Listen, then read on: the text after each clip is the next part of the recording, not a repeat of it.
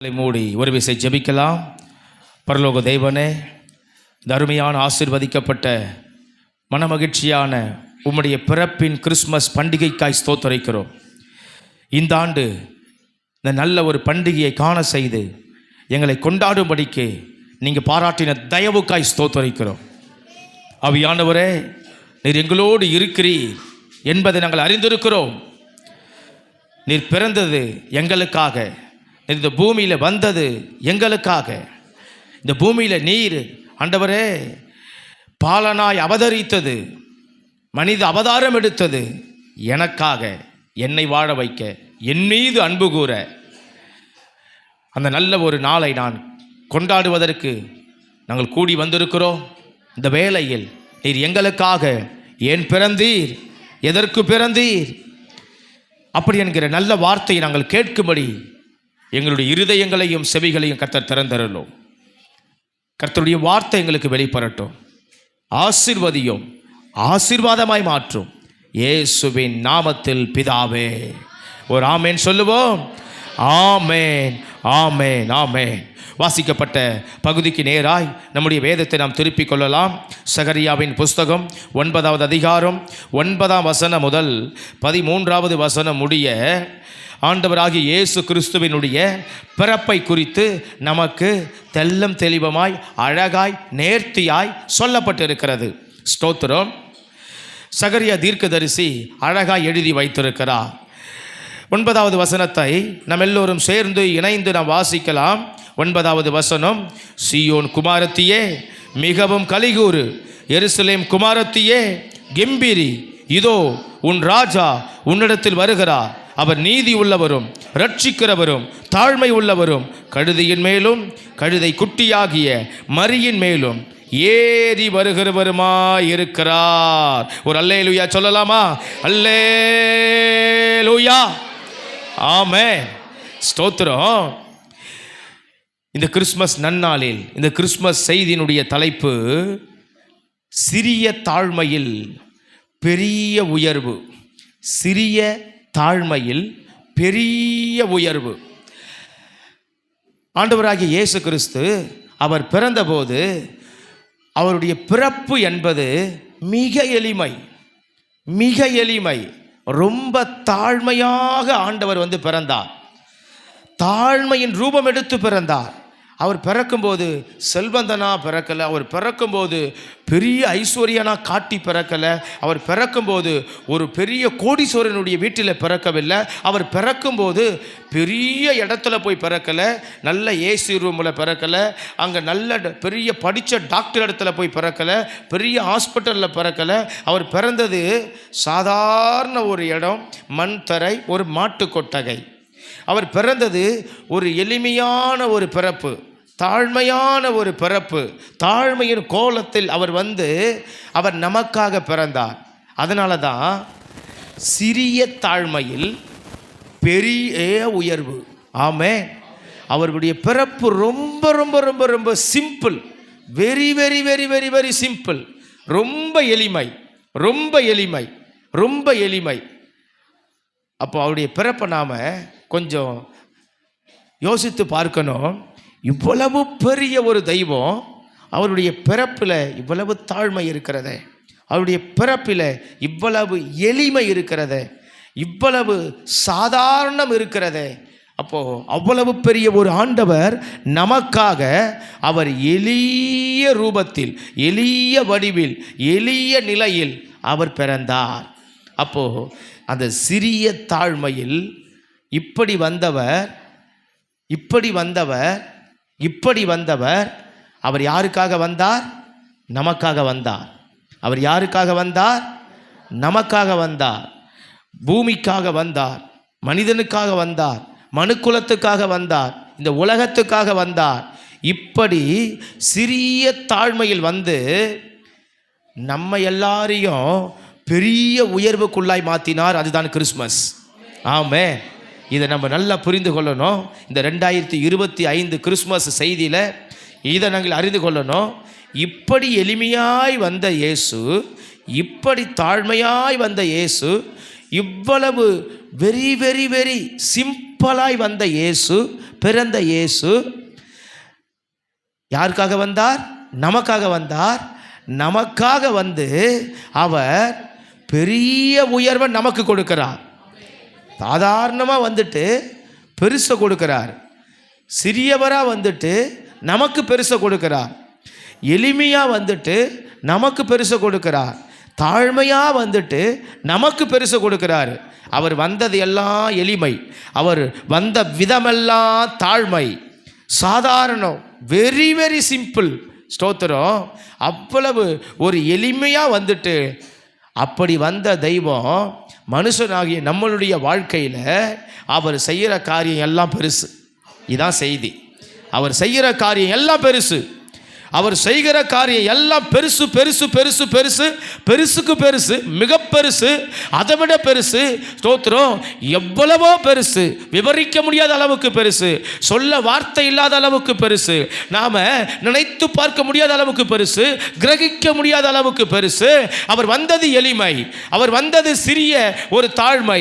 ஆனால் வந்தவர் நம்ம வாழ்க்கையில் செய்வது எல்லாம் பயங்கரமாய் செய்கிறார், பெரியவைகளை செய்கிறார். நம்மளுடைய ஆறு அறிவுக்கு எட்டாததை செய்கிறார், நம்மளுடைய மூளையில் அடங்காததை செய்கிறார், நம்மளால யூகிக்க முடியாததை செய்கிறார், நம்மளுடைய படிப்பை கடந்து செய்கிறார், நம்முடைய திறமையை கடந்து செய்கிறார், நம்ம ஞானத்தை கடந்து செய்கிறார், நம்மளுடைய எல்லாவித ஞானத்தை கடந்து செய்கிறார், நம்மளால புரிந்து கொள்ள முடியாத அளவுக்கு செய்கிறார், நம்மளுடைய திராணியை விட மிஞ்சி செய்கிறார், நம்மளால யோசிக்க கூட முடியாது, யோசிக்க கூட முடியாத அளவிற்கு கர்த்தர் எளிமையாய் வந்தவர் நம்ம வாழ்க்கையில் பெருசை செய்கிறார், பெரிய காரியத்தை செய்கிறார். அல்லேலூயா. சிறிய தாழ்மையில் பெரிய உயர்வு.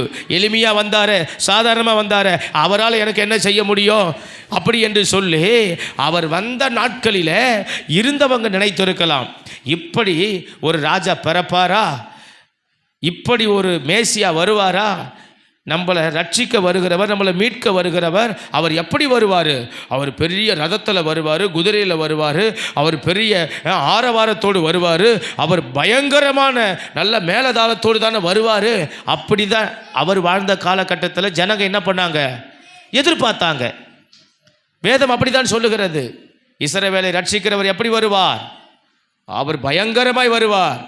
ஆனால் ஆண்டவர் தீர்க்கதரிசியை கொண்டு சொல்லிட்டாரு, அவர் கழுத மேலே வருவார், கன்னிமரி வயிற்றில் பிறப்பார், ஏழ்மை வடிவில் வருவார், தாழ்மை ரூபத்தில் வருவார், அவர் மாட்டுக்கோட்டையில் தான் பிறப்பார், அவர் சாதாரண பிறப்பை தான் அவர் பிறப்புன்னு தீர்க்கதரிசி சொல்லிவிட்டார்.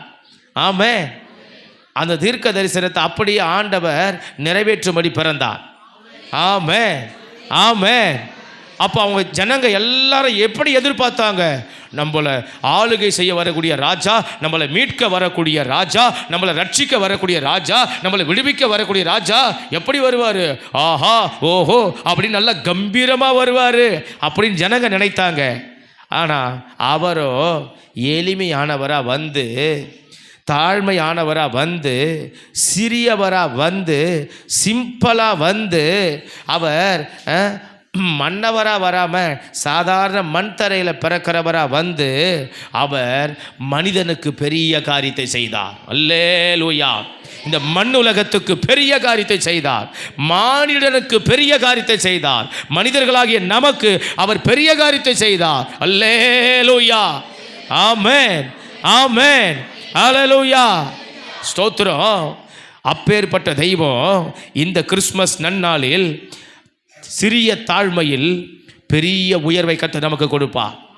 சிறிய தாழ்மையில் பெரிய உயர்வை கர்த்தர் நமக்கு கொடுப்பார்.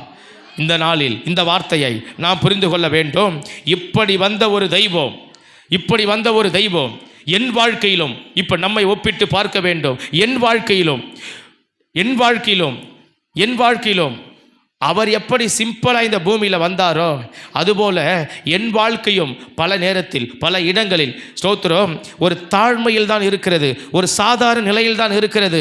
நான் ஒரு பெரிய நிலையில் இல்லை, நான் ஒரு பெரிய ஒரு உயர்வில் இல்லை. ஆனால் இப்படி சிறிய நிலையில், தாழ்ந்த நிலையில் இருக்கிற என்னுடைய வாழ்க்கையில் ஆண்டவர் இந்த கிறிஸ்மஸ் நன்னாளில், அவர் பிறந்த நன்னாளில் அவர் பெரிய உயர்வை அன்றைக்கு கொடுத்தாரோ அதே மாதிரி ஸ்தோத்திரம் உங்களுடைய வாழ்க்கையிலும் என்னுடைய வாழ்க்கையிலும் நம் அனைவருடைய வாழ்க்கையிலும் அவர் பெரிய உயர்வை கொடுப்பார். ஆமென். அதுதான் கிறிஸ்மஸ். எத்தனை பேருக்கு புரிகிறது? ஹல்லேலூயா. ஆமென். அப்ப இயேசு ஏன் பிறந்தார்? எது கிறிஸ்மஸ்? எப்படி கிறிஸ்மஸ் அப்படி என்று சொன்னால் அவர் நம்மை பெரிய உயர்வுக்குள்ளாய் ஆக்குவதுதான் கிறிஸ்மஸ். நம்மை பெரிய நிலையில் உயர்த்துவதுதான் கிறிஸ்மஸ். ஆமென். ஹல்லேலூயா, ஹல்லேலூயா. இந்த வேத பகுதியில் சகரியா 9ஆம் அதிகாரம் 9 முதல் 13 வசனத்தில் பல காரியம் சொல்லப்பட்டிருக்கிறது. பல காரியங்கள் சொல்லப்பட்டிருக்கிறது. ஸ்தோத்திரம். அதை நான் உங்களுக்கு பின்பதாய் வருகிற நாட்களில் அதை தனியாக எழுதி கொடுக்கிறேன். இப்பொழுது நேரம் கருதி ஒரு 3 குறிப்பை மாத்திரம் நான் சொல்லுகிறேன். நேரம் கருதி அவர் சிறிய தாழ்மையில் பெரிய உயர்வை எப்படி கொடுக்கிறார் அப்படி என்று சொன்னால் 9ஆம் அதிகாரம் 15வது வசனத்தை நாம் வாசிக்கலாம். 9:15 9:15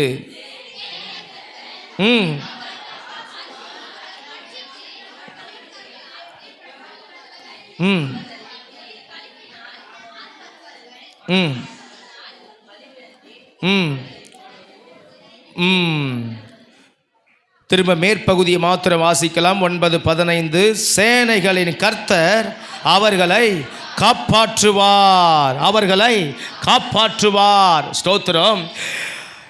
இந்த சிறிய தாழ்மையில் பெரிய உயர்வு.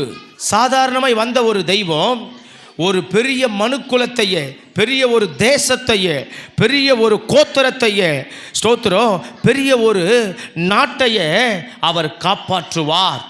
ஆமென். ஹல்லேலூயா. சிறிய தாழ்மையில் வந்தவர் பெரிய உயர்வை எப்படி கொடுப்பார் என்று சொன்னால் அவர் காப்பாற்றுவார், அவர் காப்பாற்றுவார், அவர் காப்பாற்றுவார், அவர் காப்பாற்றுவார். என் வாழ்க்கையில் அது நடக்குமா? என் வாழ்க்கையில் அது கிடைக்குமா? அப்படி என்று நம்ம நினைக்கலாம். நம்முடைய வாழ்க்கையில் இந்த எளிமையாக வந்த, தாழ்மையாக வந்த இயேசு நம்மை காப்பாற்றுவார், நம்மை காப்பாற்ற போதுமானவர். ஆமென். ஹல்லேலூயா, ஹல்லேலூயா. இந்த வார்த்தையை, இந்த செய்தியை யூத ஜனங்களோடு நாம் ஒப்பிட்டு நாம் பார்த்து இந்த வசனங்களை புரிந்து கொள்ள வேண்டும்.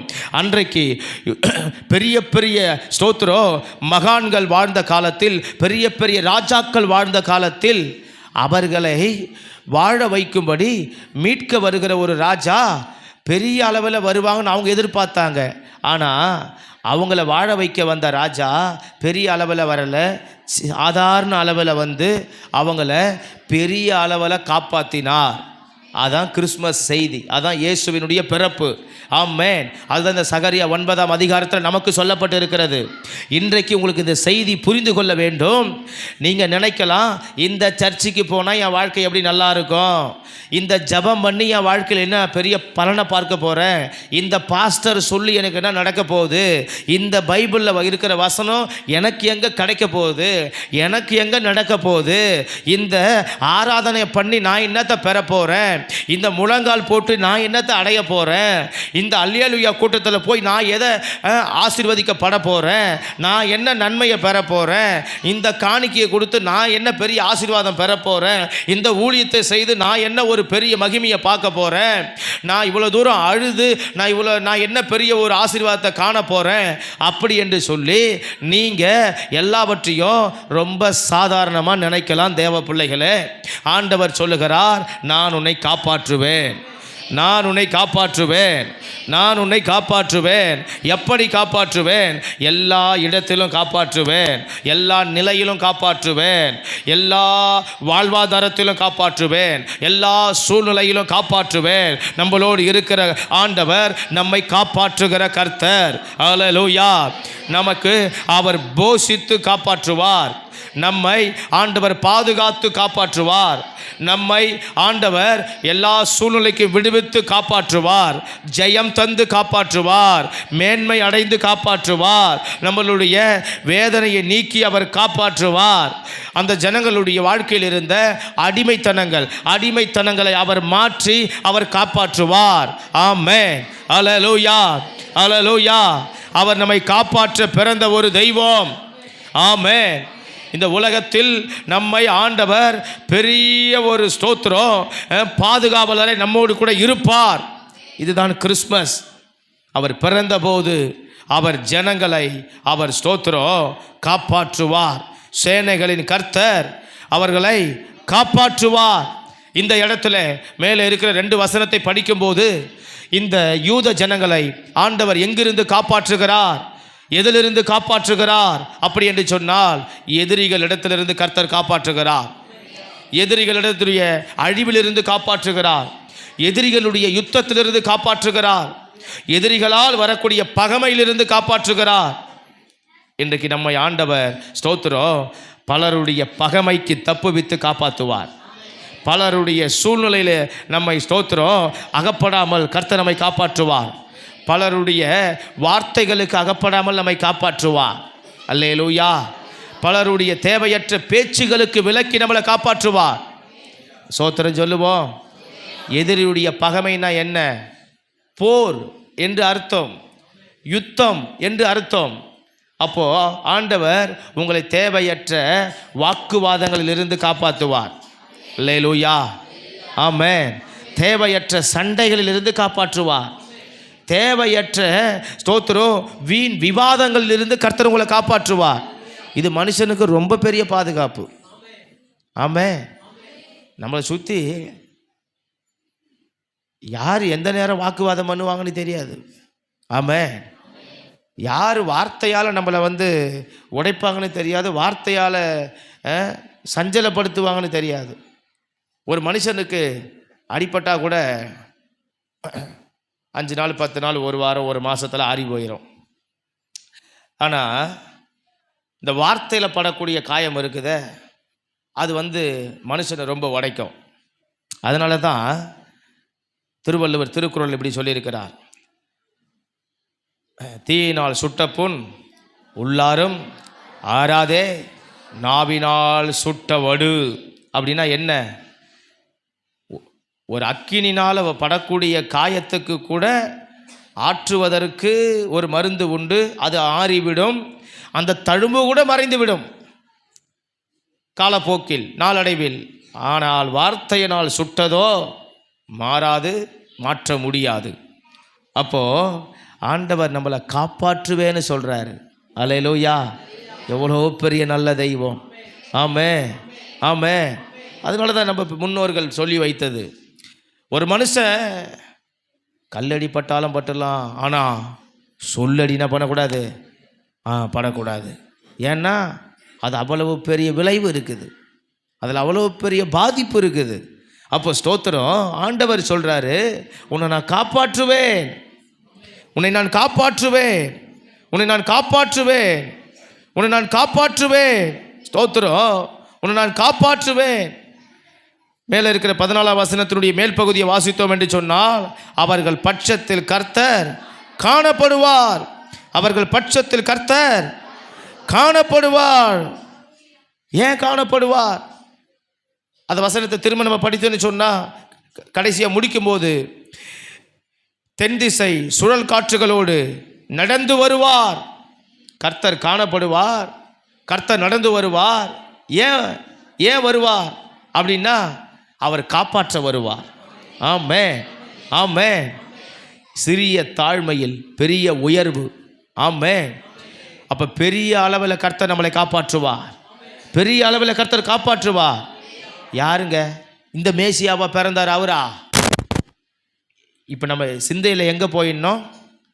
ஆமாம், பழைய காலத்துக்கு போயிடணும். எப்படி போயிடணும்? பழைய யூத மக்களாக போயிடணும், பழைய காலத்துக்கு போயிடணும். இப்போ நம்ம அப்படி பார்க்கணும், யார் இந்த குழந்தையா பிறந்தார் அவரா? இந்த யோசேப்புக்கும் மரியாளுக்கும் பிறந்தார் அவரா? இந்த தச்சம் வீட்டில் பிறந்தார் அவரா? இப்போ நம்மளாம் யூத மக்களாக மாறிடணும், காவாத்தூர் மக்களாக இருக்கக்கூடாது, இக்காலத்து மக்களாக இருக்கக்கூடாது, அக்காலத்து மக்களாக மாறிடணும், அக்காலத்து ஒரு இஸ்ரவேல் ஜனங்களாக மாறிடணும். என்னது அந்த மாட்டு கோட்டையில் பிறந்தாரா அவரா நம்மளை காப்பாற்றுவாரா? ஐயோ, நம்ம ஊர் படி சொன்னா என்ன சொல்லணும்? தோபாரி குழந்த யாரு இவர் வந்து நம்மளை காப்பாற்ற போறாரா? திரா யாரு இவரா? யார் அந்த பையனா? அம்மா தொண்டு பையனா நம்மளை வந்து காப்பாற்ற போறான்?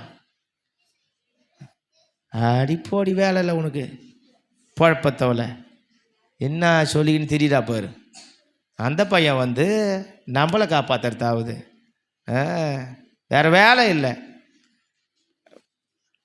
அந்த நிலைக்கு நம்ம போய் பார்க்கணும். அப்போது ஏன்னா அப்படி தான் இயேசுநாதர் பிறந்தார். அப்போ அவர் வந்து எப்படி நம்மளை காப்பாற்றுவார்? நம்ம எதிரி கையில் மாட்டியிருக்கிறோம், பிரச்சனை கையில் மாட்டியிருக்கிறோம், சாத்தான் கையில் மாட்டியிருக்கிறோம், சூழ்நிலை கிட்ட மாட்டியிருக்கிறோம், பகைவர்கிட்ட மாட்டியிருக்கிறோம், விரோதிங்க கிட்ட மாட்டியிருக்கிறோம், நாம் பல கஷ்டத்தில் மாட்டியிருக்கிறோம், துன்பத்தில் மாட்டியிருக்கிறோம். நம்மளை மீட்க இவர் வருவாரா? நம்மளை காப்பாற்ற இவர் வருவாரா? அன்னைக்கு இருந்த மக்களுடைய மனநிலையில் பார்க்கணும். இவரா நம்மளை மீட்க வந்த மேசியா? ஐயோயோ, மேசியா இப்படி வரமாட்டாரே. தோத்தரும் அதான் சிறிய தாழ்மையில் பெரிய உயர்வு. ஆமென். இப்படி வந்த இயேசுதான் அவர் காப்பாற்றுவார். ஆமென். இன்னைக்கு நம்ம சிந்தனையில் பல ரட்சிக்கப்பட்டு, நான் சொல்கிற வார்த்தையை நம்ம புரிந்து கொள்ளுவோம். நம்ம என்னதான் ரட்சிக்கப்பட்டு, என்னதான் சபைக்கு போய், என்னதான் ஞானசானம் பெற்று, என்னதான் திருவிருந்தெடுத்து, நம்ம என்னதான் வசனத்தை கேட்டு, நம்ம என்னதான் உபவாசம் பண்ணி நாம் ஸ்தோத்திரம் சில வருஷமோ பல வருஷமோ கிறிஸ்தவர்களாய் விசுவாசிகளாய் நம்ம சபையில் இருந்தாலும், ஆராதித்தாலும், வசனத்தை கேட்டாலும், ஆனால் நமக்கு பல நேரத்தில் நம்ம சிந்தை அளவில் நாம் எப்படி தான் இருக்கிறோம்? தாழ்மை உள்ளவர்களாக தான் இருக்கிறோம். என்ன தாழ்மை? எளிமையான தாழ்மை அல்ல, நம்பிக்கையில் தாழ்மையாக இருக்கிறோம். அவிசுவாசத்தில் நம்ம தாழ்ந்து தான் இருக்கிறோம். பல நேரங்களில் ஸ்தோத்திரம் ஆண்டவரை பார்க்கும்போது, ஆண்டவரா எனக்கு இதை செய்வார், ஆண்டவரா எனக்கு இதை பண்ணுவார், அப்படி என்ற ஒரு அற்பமான மனநிலையில் தான் நம்ம அமர்ந்து கொண்டு இருக்கிறோம். என்ன நல்ல வசனத்தை கேட்டாலும், என்ன நம்ம ஆண்டவருடைய கிறிஸ்மஸ் நல்லா கொண்டாடினாலும், ஸ்தோத்திரம் எனக்காய் பிறந்தவர் என்னை காப்பாற்றுவார் அப்படின்னா நமக்குள்ள அந்த திடன், அந்த நம்பிக்கை பல நேரங்களில் வருவது இல்லை. ஸ்தோத்திரம் அதை ஆண்டவர் மீண்டும் நம்மிடத்தில் உறுதிப்படுத்துகிறார். நான் பிறந்தது உன்னை காப்பாற்றுவேன். ஆமென். எங்கே ஆண்டவர் செஞ்சார், எங்கே ஆண்டவர் பண்ணுறாரு, எங்கே ஆண்டவர் நிறைவேற்றினார், எங்கே வந்துச்சு, எங்கே போச்சு, ஒன்றும் ஆகலையே, ஒன்றும் நடக்கலையே, சூழ்நிலை மாறலையே, பிரச்சனை போலையே, அது நடக்கலையே, இது நடக்கலையே, அப்படி நம்ம என்ன செய்கிறோம்? அப்படியே தான் நாம் கடந்து போகிறோம். ஆனால் ஆண்டவர் நமக்கு உணர்த்துகிறார், நான் உன்னை காப்பாற்றுவேன். ஆமென். நான் உன்னை காப்பாற்றுவேன், நான் உனக்கு அதை செய்வேன், நான் உன்னிடத்தில் வருவேன், நான் உனக்கு காணப்படுவேன். ஆமென். ஸ்தோத்திரம். நான் காப்பாற்றுவேன். ஸ்தோத்திரம். அப்போ ஆண்டவர் நமக்கு செய்வாரா அப்படின்னா, நமக்கு என்னதான் நாம் ஸ்தோத்திரம் தேவ வார்த்தையை கேட்டு ஆராதித்தாலும், ஆனால் இது ஆண்டவர் நமக்கு செய்வாருன்னா அதை ஏற்றுக்கொள்ளக்கூடிய மனசு நமக்கு பல நேரத்தில் ஆண்டவர் மேலே வரமாட்டேங்குது. மனசு வரமாட்டேங்குது. எங்கே ஆண்டவர் செய்வார், எங்கே ஆண்டவர் செய்வார் அப்படின்றது போல் ஆண்டவர் மேலே நமக்கு ஒரு தயக்கம், ஒரு மனுஷன் மேலே இருக்கிற தயக்கத்தை போலவே ஆண்டவர் மேலே வைக்கிறோம். ஆண்டவர் செய்வார், அவர் காப்பாற்றுவேன் என்று சொல்லிவிட்டார். அவர் நம்மை காப்பாற்றுவார், அவருடைய ஜனத்தை அவர் காப்பாற்றுவார். ஆமென். அவர் நமக்கு காப்பாற்றுவேன் என்ற வாக்கு தத்துவம் அவர் பிறப்பிலேயே கொடுக்கப்பட்டது. இதே வாக்கு தத்துவம் இதே ஏசாயாவில் மறுபடியும் ஆண்டவர் யாருக்கு கொடுக்கிறார்? யாக்கோபுக்கு சொன்னதை ஆண்டவர் மறுபடியும் நிறைவேற்றுகிறார், அதை உறுதிப்படுத்துகிறார். உன்னை நான் காப்பாற்றுவேன், உனக்கு நான் நீர் பாய்ச்சுவேன். ஆமென். அதுதான் நம்ம பாடுறோம். உன்னை நான் காப்பாற்றி அடிக்கடி தண்ணீர் பாய்ச்சிடுவேன். அல்லேலூயா. அவர் காப்பாற்றுகிற கர்த்தர், அவர் காப்பாற்றுகிற ஆண்டவர். நம்மளை கைவிட்டுவார் நம்ம நினைக்க வேண்டாம். ஏசு ஏன் பிறந்தா அப்படின்னா அப்போ காப்பாற்றுவார்னா நம்ம புரிந்து கொள்ளணும், நம்மளை கர்த்தர் கைவிடாத இருப்பார், கைவிட மாட்டார். எந்த நேரத்திலும், எந்த இடத்திலும், எந்த சூழ்நிலையிலும் கர்த்தர் நம்மளை கைவிடாத நடத்துவார். நல்ல ஒரு ஆமேன் சொல்லுவோம். ஆமேன், ஆமேன், ஸ்தோத்திரம். அடுத்தது நாம் அந்த சகரியா தீர்க்கதரிசி புஸ்தகத்தை நாம் திருப்பும்போது, நம்ம சகரியா தீர்க்கதரிசன புஸ்தகத்தை நாம் திருப்பும்போது 2வது காரியத்தை அவர் சொல்லுகிறார். ஸ்தோத்திரம். அழகாக நேர்த்தியாக 13வது அதிகாரத்தில் முதல் வசனத்தை நம்ம வாசிக்கும் போது, 13வது அதிகாரம் முதல் வசனம், அந்நாளிலே பாவத்தையும் அழுக்கையும் நீக்க தாவீதின் குடும்பத்தாருக்கும் எருசலேமின் குடிகளுக்கும் திறக்கப்பட்ட ஒரு ஊற்று உண்டாயிருக்கும். திறக்கப்பட்ட ஒரு ஊற்று உண்டாயிருக்கும். சிறிய தாழ்மையில் பெரிய உயர்வு, பெரிய உயர்வு. ஸ்தோத்திரம். சிறிய தாழ்மையில் பெரிய உயர்வு. எப்படி அப்படின்னாக்கா, இந்த 13வது அதிகாரம் முதல் வசனம் சொல்லுகிறது, தாழ்மையா வந்தவர், சிறிய ஒரு அடிப்படையில் வந்தவர், பெரிய பலன் இல்லாமல் எளிய வடிவில் வந்தவர். அவர் வந்து இந்த ஜனங்களை சுத்திகரிப்பார். ஆமென். இந்த ஜனங்களை என்ன செய்வார்? சுத்திகரிப்பார். இந்த ஜனங்களுடைய பாவத்தை அவர் போக்குவார். ஆமென். ஜனங்களுக்கு ஒரு பெரிய சுத்திகரிப்பை ஆண்டவர் தருவார். அதுதான் கிறிஸ்மஸ். அதுதான் கிறிஸ்மஸ். அவர் என்ன செய்வார்? இந்த பூமியில் ஏசப்பா வந்தாரு வந்தாரு வந்தாரு வந்தாரு வந்தாரு நம்ம சொல்கிறோமே, அந்த இயேசு சாமி வந்து அவர் என்ன செய்வார்? இன்றைக்கி நம்ம எல்லோருக்கும் ஒரு பெரிய பாவ மன்னிப்பை கர்த்தர் கொடுத்துருக்கிறாரே, அதுதான் கிறிஸ்மஸ். ஆமென். இன்றைக்கி ஒரு பெரிய நிச்சயத்தை கொடுத்துருக்கிறாரே, அதுதான் கிறிஸ்மஸ். அல்லேலூயா. அவர் வருவார், தாழ்மையில் வருவார், ஏழ்மையில் வருவார், கன்னிமரியின் வயிற்றில் வருவார், கழுதை குட்டின் மீது ஏறி வருவார். வருகிறவர் என்ன செய்கிறவராய் வருவார்? வருகிறவர் பாவத்தையும் அழுக்கையும் நீக்கி சுத்திகரிக்கிறவராய் வருவார். ஆமென், ஆமென், அல்லேலூயா. இந்த கிறிஸ்மஸ் நன்னாளிலே கர்த்தர் நம்ம இன்னும் சுத்திகரிப்பார். நம்ம இன்னும் சுத்திகரிப்பார். உள்ளம் புறமும் சுத்திகரிப்பார். அவர் ஸ்தோத்திரம். எல்லா பாவங்கள் மாற சுத்திகரிப்பார். அவர் யூசோப்பினால் சுத்திகரிப்பார். அவர் இரத்தத்தால் சுத்திகரிப்பார். அவர் இன்னும் நம்மளை சுத்திகரித்து சுத்திகரித்து சுத்திகரித்து அவருக்காக இன்னும் நம்மளை ஆயத்தப்படுத்துவார். அவருக்காக இன்னும் பரிசுத்தப்படுத்துவார். அவருக்காக இன்னும் சாட்சியாக்குவார். அவருக்காக இன்னும் பிரகாசிக்க வைப்பார். அவருக்காக இன்னும் நீதிமானாக்குவார். அவருக்காக இன்னும் நல்லவர்களாய் மாற்றுவார். அவருக்காக இன்னும் ஆயத்தப்படுத்துவார். அவருடைய வருகைக்காக நம்மளை இன்னும் அவர் ஸ்தோத்திரம் சுத்திகரித்து நடத்துவார். ஆமென். அவருடைய பரலோக ராஜ்யத்துக்காக நம்மளை சுத்திகரித்து அவர் தகுதிப்படுத்துவார். ஹல்லேலூயா. அவர் வார்த்தையால் சுத்திகரிப்பார், வசனத்தால் சுத்திகரிப்பார், அவர் சத்தியத்தால் சுத்திகரிப்பார், அவர் ஆராதனையில் சுத்திகரிப்பார், சபையில் வைத்து சுத்திகரிப்பார். இந்த வசனத்தை படிக்க படிக்க, பைபிளை படிக்க படிக்க அவர் நம்மளை சுத்திகரிப்பார். ஆமென். ஹல்லேலூயா. ஆமென். ஸ்தோத்திரம். கிறிஸ்மஸை குறித்து நம்ம எல்லா நேரமும் நம்ம நினைக்கிற மாதிரி ஸ்தோத்திரம் செய்தி நம்ம கேட்க முடியாது. ஆமென். ஸ்தோத்திரம். ஒவ்வொன்றும் ஒவ்வொரு வித்தியாசமாக இருக்கும். கிறிஸ்மஸை குறித்து ஏசையா உரைத்த தீர்க்க தரிசனம் இயேசுவின் பிறப்பை குறித்து வேறு, சகரியா உரைத்தது வேறு. அல்லேலூயா. ஸ்தோத்திரம். இந்த இயேசு பிறப்பை குறித்து ஆதியாகம புத்தகம் குறிப்பிடுவது வேறு. ஆமென். இந்த இயேசு கிறிஸ்துவினுடைய பிறப்பை குறித்து ரோமர் புத்தகம் சொல்லுவது வேறு. இந்த இயேசு கிறிஸ்துவினுடைய பிறப்பை குறித்து அப்போஸ்தலனாகிய பவுல் கூறுவது வேறு. அல்லேலூயா. இந்த இயேசு கிறிஸ்துவினுடைய பிறப்பை குறித்து லூக்கா கூறுவது வேறு. ஆமென். மத்தேயு கூறுவது வேறு. ஆனால் நாம் புரிந்து கொள்ள வேண்டும், இந்த இயேசு கிறிஸ்து இவர் ஏன் இவ்வளவு சிறிய தாழ்மையில் வந்தார், இவர் ஏன் பெரிய உயர்வை கொடுக்கிறார் அப்படி என்று சொன்னால், இன்னைக்கு நம்ம வாழ்க்கையில் நம்மளை காப்பாற்றி வைத்திருக்கிறாரே, அதுதான் பெரிய உயர்வு. ஆமாம். நம்மளை இன்னைக்கு ஸ்தோத்திரம் காப்பாற்றி வச்சிருக்கிறாருன்னா ஸ்தோத்திரம். எனக்கு விவரிக்க நேரம் இல்லாததுனால சுருக்கி சொல்லிட்டு போகிறேன். நம்மளை இன்னைக்கு மனுஷனாக வைத்திருக்கிறார். ஆமாம், மனுஷனாக வைத்திருக்கிறார். இல்லைனா நம்ம ஸ்தோத்திரம் அது ஆண்டவருடைய பிரசன்னம் இல்லை, இந்த தெய்வ பயம் இல்லைன்னா நம்ம ஸ்தோத்திரம் எவ்வளவு நாம் இந்த உலகத்தினுடைய பாவத்திற்கு அடிமைப்பட்டு இருப்போம். காப்பாற்றுறார் அப்படின்னா நம்ம என்ன நினைக்கிறோம்? நமக்கு பெருசாக தெரியாது. இன்றைக்கி நம்மளை ஆண்டவர் ஸ்தோத்திரம் உலக எத்தனை பாவங்களிலிருந்து கர்த்தர் விடுவித்து வைத்திருக்கிறார். உலகத்தில் இருக்கிற எவ்வளவு பெரிய கொடிய ஒரு நிலை வாழ்க்கையிலிருந்து கர்த்தர் நம்மளை மீட்டு இருக்கிறார். ஆமென். உலக வாழ்க்கையிலிருந்து கர்த்தர் நம்மளை எவ்வளவு ஸ்தோத்திரம் நம்மளை ஆண்டவர் விடுவித்து கொண்டு வந்திருக்கிறார்.